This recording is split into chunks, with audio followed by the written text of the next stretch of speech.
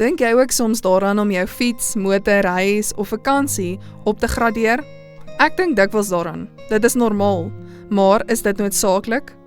'n Onlangse Volkswagen motoradvertensie lei: elke nou en dan besef jy is 'n bietjie meer werd en die dinge wat jy vroeër as buitensporig beskou het, word skielik heeltemal noodsaaklik, want sodra ons 'n voorsmaakie van 'n beter lewe gekry het, is daar geen terugkeer nie. Wat 'n ongelooflike insig in menslike natuur. Ons wil gedurig meer en beter en mooier dinge hê, al kan dit veroorsaak dat ander minder het of dat dit ons aflei van die sending wat God ons gegee het. Maar wat van die mense wat nederig Jesus van Nasaret volg, wat glo dat hulle 'n ewige erfenis het wat alle verbeelding te bowe gaan? Word ons geroep om leefstyl op dieselfde pas op te gradeer as die wat God nie ken nie?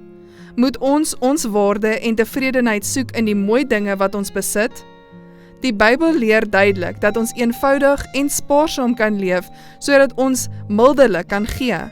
Miskien laat God toe dat ons 'n bietjie meer werd is, sodat ons die standaard van ons gee kan opgradeer, en nie net die standaarde van ons leefstyl nie.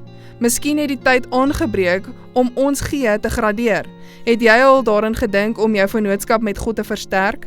Wat daarvan om die persentasie van jou inkomste wat jy aan hom toewy as belofte offergawes te verhoog? Want met dieselfde maat waarmee julle meet, sal vir julle gemeet word, het Jesus gesê. Waarom toets jy nie nou God se beloftes nie? Terwyl ons tiendes en belofte offergawes teruggee, laat ons onsself laaste stel en God eerste.